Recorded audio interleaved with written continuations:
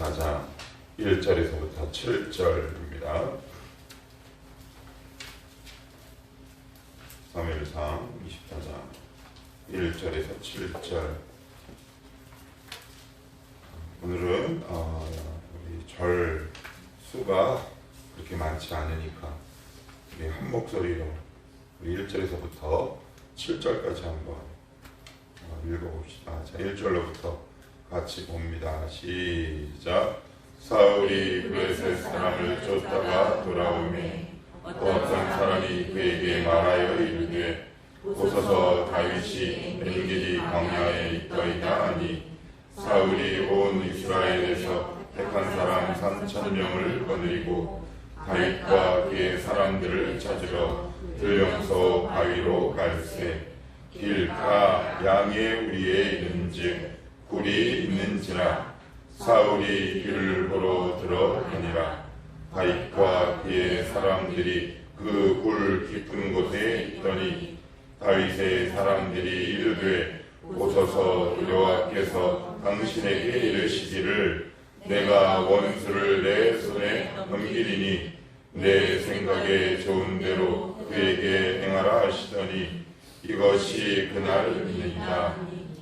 다윗이 일어나서 사울의 겉옷자락을 가만히 베니라. 그리한 후에 사울의 옷자락 뱀으로 말미암아 다윗의 마음이 찔려 자기 사람들에게 이르되 내가 손을 들어 여호와의 기름 부음을 받은 내 주를 치는 것은 여호와께서 금하시는 것이니 그는 여호와의 기름 부음을 받은 자가 됨이니라 하고 다윗이 이 말로 자기 사람들을 금하여 사울을 해하지 못하게 하니라. 사울이 일어나 굴에서 나가 자기 길을 가니라. 아멘.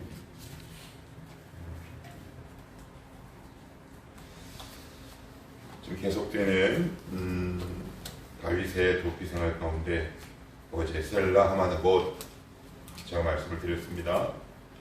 다윗의 도피 생활 가운데 굉장히 중요한 전환점, 반환점을 이루고 있어요. 그전에 일방적으로 쫓기기만 했는데 이제는 이거 봐라. 그렇게 원수 같았던 사울이 다윗의 지근거리 있거나 아니면 다윗이 마음만 먹으면 얼마든지 죽일 수 있는 여건과 환경이 마련이 됩니다. 그런데 이건 더 수준이 높은 테스트예요. 더 수준이 높은 테스트라고요. 그건 이제 제가 내일 말씀드리겠지만 그냥 도망다니는 것보다 내가 죽일 수 있음에도 불구하고 죽이지 않는 것은 더 높은 하나님의 테스트예요. 왜 하나님은 맨날 테스트만 할까요? 이제 우리 차근차근 한번 살펴봅니다. 어제 내용 잠깐 조금 언급을 좀 해야 될 것 같은데 이제 셀라 하마느곳까지 갔는데 거기서 사울이 다윗을 치러 가려고 하던 그 순간 블레셋 사람들이 마침 이스라엘을 쳐들어오죠. 그래서 정의의 병들을 데리고 다윗을 죽이러 갔지만 죽이지 못하고 다윗과 사울의 방향이 틀어져요. 그래서 그 셀라 하마는 곳이 두 가지 뜻이 있다고 말씀드렸습니다. 첫째는 미끄러지다. 그리고 분리되다. 다윗과 사울이 분리되고 그리고 사울의 계획이 미끄러지게 되는 거죠. 오늘도 그런 유사한 상황이 이어져요. 어디를 보시냐면 3절을 보시면 1절에 이렇게 나오죠. 사울이 블레셋 사람을 쫓다가 돌아오매 어제 블레셋 사람들이 쳐들어갔어요.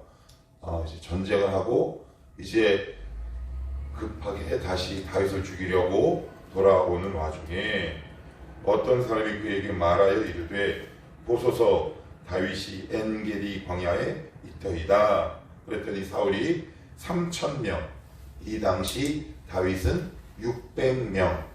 그런데 그 600명이 군사라는 의미는 아니에요. 따르는 사람이 600명이지.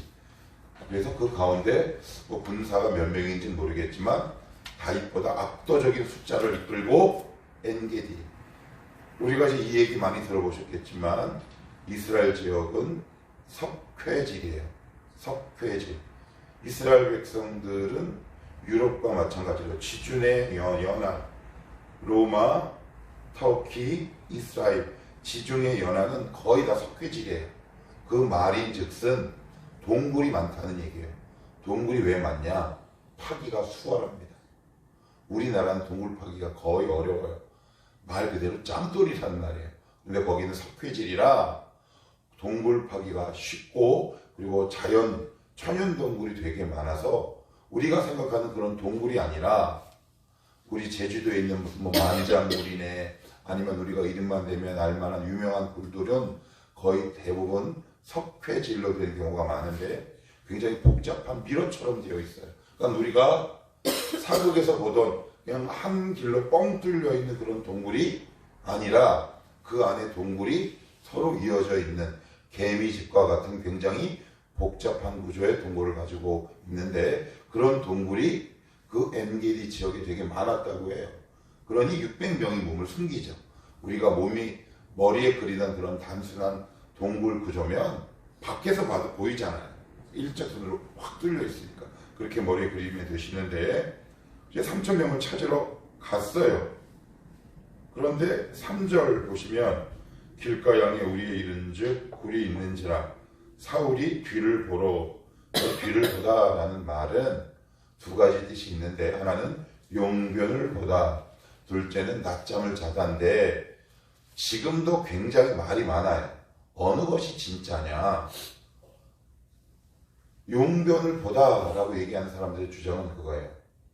설마 다윗을 죽이러 가는데 낮잠을 자러 가겠냐? 그건 말이 안 된다. 그래서 아마 급한 용변을 보는 일 때문에 그럴 것이다. 그런데 반대로 아니다, 낮잠을 자러 들어갔다라는 말이 맞다. 또 그들의 주장도 일리가 있어요. 생각해봐라. 다윗이 아무리 몰래 간다 그래도 용변을 보는데 자기 옷을 베는데 모를 수 있겠느냐, 뭐 이렇게 주장하는 사람들도 있어요. 그래서 지금은 후자가 조금 더 지지를 받는다고 해요. 그러니까 앞뒤로 생각하더라도 오랜 추격 시간에 피곤한 사울이 약간의 오침을 위해서 쉬러 들어간 것을 오늘 성경은 뒤를 본다, 뭐 이렇게 얘기하는 사람들도 있는데, 뭐 우리의 입장에서 보면 그 둘 중에 어느 것이어도 큰 관계는 없는데, 그 뒤를 보러 들어가니라. 뒤를 보러 들어간 그 동굴이 하필 누가 숨어 있는 곳입니까? 다윗이 숨어 있는 곳이에요. 그런데 가까이 들어갔는데 다윗은 더 깊은 굴에 있죠. 지금 사울은 누구를 죽이러 갑니까? 다윗을 죽이러 가죠. 그런데 전세가 역전이 되기 시작하죠. 설마 다윗이 저기 있겠어 하고 자기의 용변이든 낮잠이든 그 볼일을 보러 가는 그 깊은 지근거리에는 다윗이 그의 부하 600명들과 함께 있었다는 얘기죠. 사울이 온갖 방법을 다 동원합니다. 그런데 이 하나님의 방법, 하나님의 손을 이길 수 없어요. 사울이 어떤 방법을 취한다 하더라도 사울은 다윗 칼 앞에 딱 하고 놓이게 됩니다. 제가 어제도 말씀드렸듯이 오래되고 계속되는 연단 가운데 하나님 우리의 중심을 정말 테스트할 때 이렇게 하시더라고요. 우리가 그렇게 원하는 것을 우리 눈앞에 탁 주세요. 탁 주십니다. 그러면 100이면 100 아멘 합니다. 근데 그래야 하는지 4절을 보셔야 돼요. 4절이 중요해요. 4절 시작. 다윗의 사람들이 이르되, 같이 봅니다. 시작. 다윗의 사람들이 이르되 보소서 여호와께서 당신에게 이르시기를 내가 원수를 내 손에 넘기리니 내 생각에 좋은 대로 그에게 행하라 하시더니 누가? 다윗의 사람들이 누구예요? 부하들이잖아요. 다윗을 이렇게 설득합니다. 거의 대장, 이거 절호의 기회입니다. 좋은 기회입니다. 이 기회를 놓치면 우리는 아마 평생 쫓겨나가야 할지 모릅니다. 그러니 그 다음 말이 더 헷갈리는 거예요. 여호와께서 당신에게 뭐라고요? 이르시기를 내가 원수를 내 손에 넘기니 내 생각이 좋은 대로 그에게 하라 하시더니 라고 말한 적이 없어요. 성경을 아무리 읽어보세요. 모르겠어요. 무슨 외경이나 위경에는 그런 기록이 남아있는지 모르겠지만 정경 우리가 알고 있는 66권 안에는 우리 하나님 여호와께서 다윗에게 이렇게 말씀하셨다라는 구절이 없어요. 다윗에게는 좋은 기회예요. 그러면 죽인다고 해도 이 세상에 누가 뭐라 할 사람이 있나요, 없나요? 없죠. 좋은 기회 맞죠? 예. 좋은 기회지만 옳은 기회는 아니에요. 그리스도인은 좋은 기회를 찾는 사람들이야. 하나님이 보기에 좋은 올바르고 정직한 기회를 기다리는 사람들. 여기까지 하나님 우리를 요구하시는 거예요. 왜 그럴까요? 왜? 그래야 우리가 하나님을 확 붙들고 살아갈 수 있다. 우리는 늘 하나님 앞에 사울을 달라고 요구하지만 하나님은 우리를 끊임없이 테스트하고 훈련시키셔서 우리가 눈앞에 좋은 기회가 있음에도 불구하고 이거 하나님의 방법이 아니면 포기할게요 라는 수준으로까지 우리가 잘하고 성숙하기를 원하신다는 말이에요. 그래서 이 대부분 사람들이, 그리고 더 웃긴 건 다윗을 따르는 사람들은 믿는 사람들이야. 안 믿는 사람들. 믿는 사람들이잖아요. 더구나 성경까지 인용해. 권사님이나 아니면 목사님이 와가지고 야 성훈아 수민아 이거 좋은 교회야. 사람이 이렇게 앞뒤가 막혔냐? 이거 기회는 왔을 때 잡아야 돼. 근데 유튜브 동영상도 봤는데 어떤 인문학 강사가 나와서 인생 세 번의 기회가 있겠는데 어떤 달콤 짭짤한 말로 나를 욕해. 여기 안 넘어갈 재간이 있습니까? 수많은 다수의 사람들은 좋은 기회라고 하지만 하나님의 말씀은 아니다라고 할 때 우리는 어떻게 결정해야 하겠습니까? 좋은 기회를 선택하시겠습니까? 아니면 하나님이 주시는 기회를 선택하시겠습니까? 거기서 진짜 우리의 믿음의 성숙과 믿음의 지표가 결정하잖아요. 그죠? 예. 이거 분별하기 쉬울까요? 어려울까요? 어렵습니다. 웬만한 성숙도가 있는 사람이 아니고는 분별하기 쉽지 않아요. 이게 얼마나 감사한 거예요. 내가 이 정도까지 자랐구나. 수많은 사람들이 믿음을 빙자해 좋은 기회라고 여겼지만 내가 아무리 기도하고 때로는 기도원 가서 부르짖고 때로는 말씀을 묵상하고 또 부르짖어 봐도 왜 내 마음에 평안이 없지? 그러면 하나님이 인도하시지 않은 거 맞아. 비록 좋은 기회라 물질적인 손해는 나겠지만 하나님께서 인도하시지 않는다면 나 안 갈 거야 라고 결단하는 신앙이 얼마나 아름답고 귀합니까? 우리 청원함교회에 이런 멋지고 성숙한 성도들이 많아지기를 축복합니다. 그래서 우리가 매일 말씀과 기도로 자신을 연단해내지 않으면 이런 좋은 기회가 왔을 때 어떻게 한다? 덥석 물어요. 딱 물어버립니다. 그리고 나서는 어떤 일이 발생했느냐? 4절에 보시면 그 말을 듣고 다윗도 약간 요동이 됐던 것 같아요. 그죠? 다윗이 일어나서 사울의 겉옷자락을 가만히 베니라. 다윗이 갈등 정도가 어땠는지 짐작이 가시죠? 예. 다윗도 사람이잖아요. 얼마나 이가 막 버드득 갈리지 않나요? 저 같으면 그냥 설교라 그럴 수도 없고 그죠? 그랬을 것 같아요, 솔직히.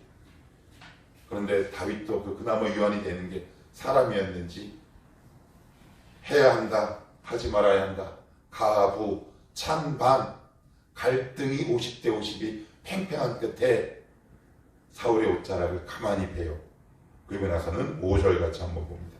시작. 그리한 후에 사울의 옷자락 뱀으로 말미암아 다윗의 마음이 찔려.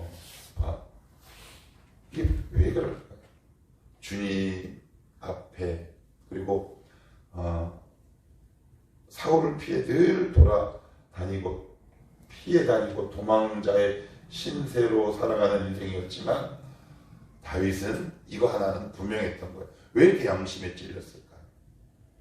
대놓고 물어볼게요. 죄 많이 지면 양심이 둔감해지나요? 예민해지나요? 죄 자꾸 지면 양심이 둔감해지죠? 감각이 마비되죠?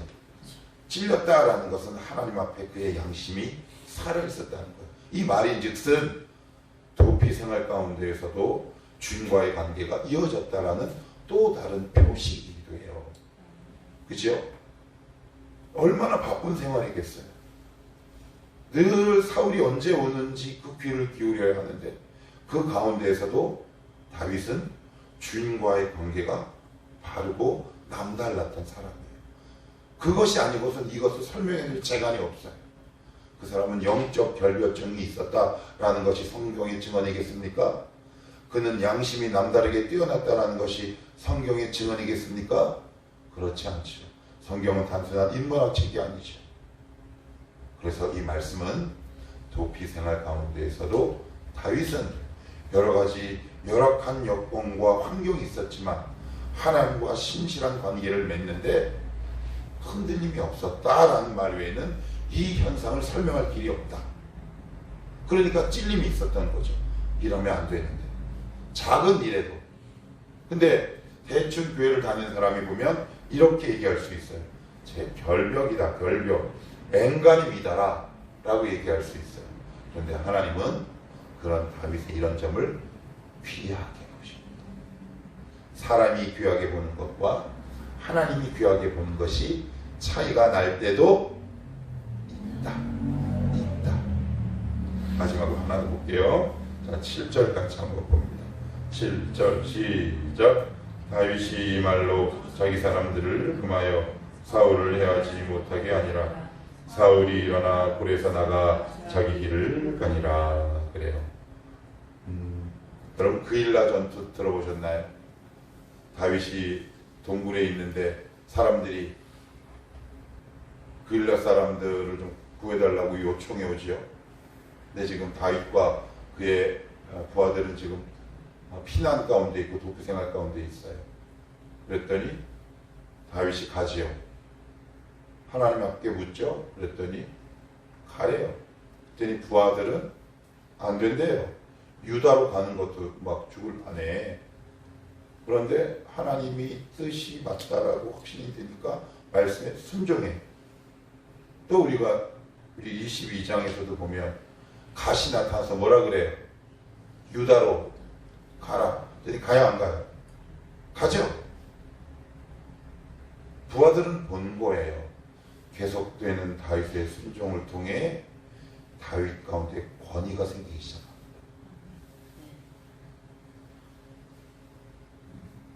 목사의 권위는 말씀에 순종해서 나오는 것 같아요. 가장의 권위는 하나님 말씀에 순종해서 나옵니다. 여러분의 신앙의 권위는 하나님 말씀을 순종하는 데서 나옵니다. 여기 모인 사람들이 어떤 사람들이라고요? 마음이 환난당하고 빚지고 마음이 원통한 자. 우리 주일 설교를 살펴봤죠? 보통 사람들 아니죠? 좋은 환경 가운데서 자라온 사람들이 아니란 말이에요. 얼마든지 반기를 들 수도 있는 사람들인데 다윗의 이 말에 근데 어떤 말입니까? 사울을 죽이지 말라. 여러분이 부하 같으면 납득하겠습니까? 과잉 충성을 보여 자기의 또 다른 수하를 보내. 야, 이번에 우리 왕께서는 다윗 대장은 보냈지만 나는 용서하지 못해. 아마 우리 다윗 대장이 마음이 약해서 그런 걸 거야. 너 가서 목다. 뭐 이래도 되는 거 아닙니까? 그런 일이 전혀 없죠. 그들을 어떻게 다스리고 섬겼을까? 그 중요한 단서 가운데 하나가 바로 이거 같아요. 하나님 말씀에 계속해서 순종해 나가는 다윗의 모습을 보며 그 주변에 완악했던 우리의 가족들이, 완악했던 그의 부하들, 완악했던 교인들이 다윗의 말에 권위를 부여하기 시작하는 거죠. 하나님, 제 말에 삶의 권위와 신뢰가 있게 하옵소서. 그건 내가 날마다 말씀을 붙들고 한 걸음 한 걸음 순종해 나갈 때 저와 여러분의 말에 권위가 생길 줄 믿습니다. 그래야 내가 인정받는 거잖아요. 내가 신뢰받을 수 있잖아요. 그래서 저 입이 내 말을 안 들어. 그러면 나는 하나님 말씀을 얼마나 잘 믿고 따르고 있는가.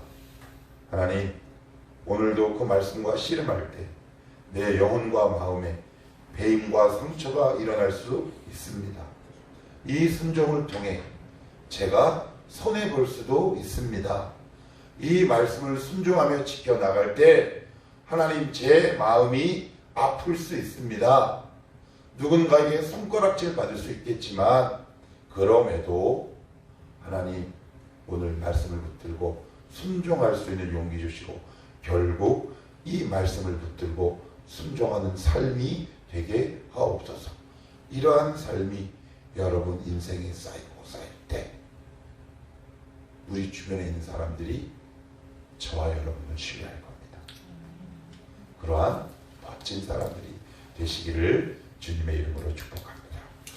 기도합시다.